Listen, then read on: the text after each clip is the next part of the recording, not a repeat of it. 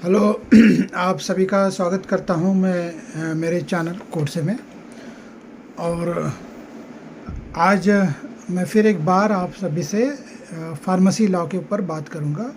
उससे जुड़ा हुआ एक मसला है जिस पे दिल्ली हाई कोर्ट ने अपना जजमेंट पास किया।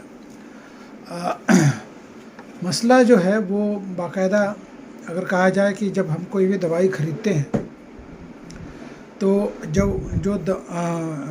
मेडिसिन का जो पैकेट होता है उसके ऊपर उसके साइड इफ़ेक्ट्स, मतलब उसके इंग्रेडिएंट्स के बारे में डिटेल डिस्क्रिप्शन होता है और उसके साइड इफ़ेक्ट्स के बारे में भी पूरी तरह से उस पर डिस्क्रिप्शन होता है।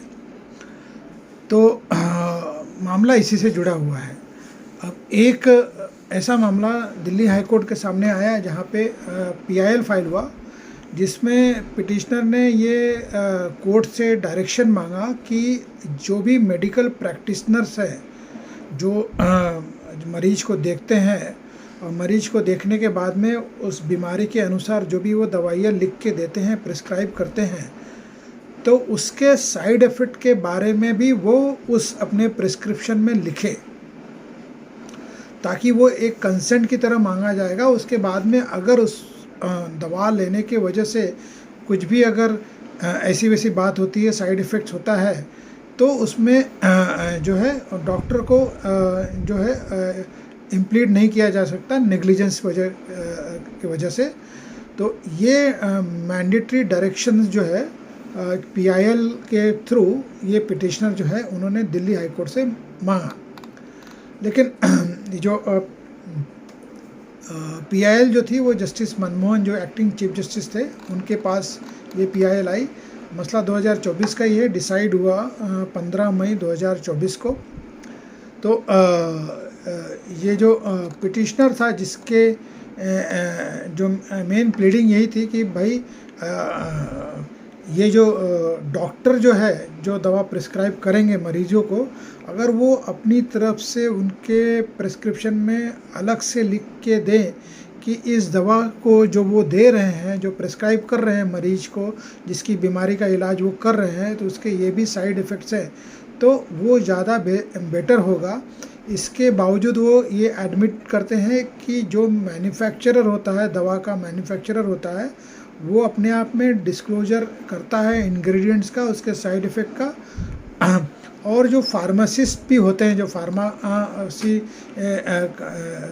अपना दुकानें होती है, और फार्मासिस्ट जो होते हैं वो भी इस तरह का डिस्क्लोजर इंडिपेंडेंटली करते हैं, क्योंकि जो ड्रग्स एंड कॉस्मेटिक्स एक्ट है शेड्यूल D-2 में ये ऑब्लिगेशन जो है वो मैन्युफैक्चरर और उनके एजेंट के ऊपर रखा गया है, पैकेजिंग में इस तरह का डिस्क्लोजर जो है वो डिस्क्लोज करने का कि इसके साइड इफ़ेक्ट्स क्या है कंज्यूमर्स के ऊपर। उसी तरह से regulation 9.1 chapter 4 pharmacy practice regulation act 2015 एक कंडीशन या ड्यूटी इम्पोज करता है फार्मासिस्ट के ऊपर टू अप्रेज द पेशेंट और his carer about the possible side effect. लेकिन ये दोनों प्रावधान होने के बावजूद जो एडमिटेड पोजीशन थी, जिसको पिटिशनर कंसीड भी कर रहा था कि ऐसा mandate drugs and cosmetics act के अंदर भी है और फार्मेसी प्रैक्टिस रेगुलेशन एक्ट के अंदर भी है, तो उसके अलावा भी वो अपनी तरह से ये प्रायोरिटी के हिसाब से सोच रहा है कि इस तरह का एडिशनल डिस्क्लोजर अगर जो दवा प्रिस्क्राइब करता है वो डॉक्टर भी दे तो ज़्यादा उचित और बेहतरीन होगा मरीज के दृष्टिकोण के हिसाब से, क्योंकि उसे फिर ये वैलिड कंसेंट होगा अगर वो दवाई फिर भी खाता है तो, कि भाई इसके साइड इफ़ेक्ट की जानकारी उसे मैन्युफैक्चरर की तरफ से भी है और जो फार्मासिस्ट की तरफ से भी है, और जो डॉक्टर जो दवाइयाँ प्रिस्क्राइब कर रहा है उसकी मरीज का इलाज कराते हैं उसकी तरफ से उसे बता दिया जाता है। उसके बावजूद अगर वो दवाइयाँ खाएगा और उसके जो भी साइड इफ़ेक्ट्स होंगे तो उसके लिए वो जो डॉक्टर है वो जिम्मेदार नहीं रहेगा, फार्मा कंपनी जिम्मेदार नहीं रहेगी और फार्मासिस्ट जिम्मेदार नहीं रहेंगे। ये इस तरह का उसका आर्गूमेंट था। लेकिन कोर्ट ने उसको माना नहीं और कोर्ट ने उसको रिजेक्ट किया। कोर्ट का अपना ये फाइंडिंग था कि ये पिटिशनर ने Ashwini Kumar versus union of India judgment को रिलाई किया, जिसमें judicial power of review to issue direction to the legislature to enact law in particular manner. लेकिन कोर्ट ने उस चीज़ को तवज्जो नहीं दी और कोर्ट का कहना था कि since the legislature had elected to impose its duty on the manufacturer and pharmacist, no ground was found for issuing any direction since it would amount to judicial legislation.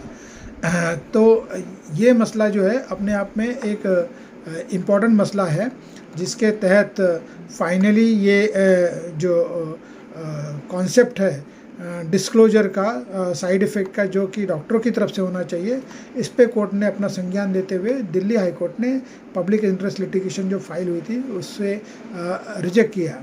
और ये जो सुनवाई हुई थी जस्टिस मनमोहन जो एक्टिंग चीफ जस्टिस थे और justice मनमीत प्रीतम सिंह अरोरा इनके सामने हुई, जो काउंसिल की तरफ से लॉयर या काउंसिल अपीयर हुए थे, पिटिशनर की तरफ से जो काउंसिल अपीयर हुए थे प्रशांत भूषण और अनुराग तिवारी ऑब्वियसली पिटिशनर की तरफ से थे, जिनका ये प्ली था कि डॉक्टर एक अलग से मैंडेट डिस्क्लोजर दे, लेकिन उसको माना नहीं। और रेस्पोंडेंट की तरफ से जो गवर्नमेंट काउंसिल से रवि प्रकाश, आशु खंडेलवाल वगैरह वगैरह ये सभी लोग अपीयर हुए।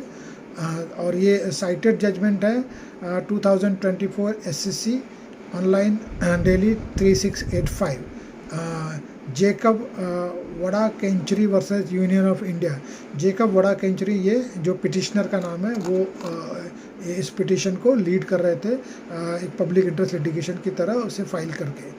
तो ये मसला अपने आप में इम्पॉर्टेंट था, तो मैंने सोचा कि इसके ऊपर ये एक वीडियो बनाऊँ, इस लिहाज से मैंने ये वीडियो बनाया। और इसी के साथ ये वीडियो समाप्त करता हूँ। फिर मैं मिलूँगा एक अलग वीडियो को लेकर, जो फिर से एक बार फार्मेसी लॉ से जुड़ा होगा। तब तक के लिए धन्यवाद, थैंक यू। और जाते जाते आपसे दरख्वास्त और रिक्वेस्ट है कि आप मेरे से जुड़े रहिए। आपका सपोर्ट जो है वो मेरे साथ है और वो आगे भी बना रहे, इसकी रिक्वेस्ट करता हूँ। और इसी के साथ ये वीडियो समाप्त करता हूँ। Thank you very much, have a nice day.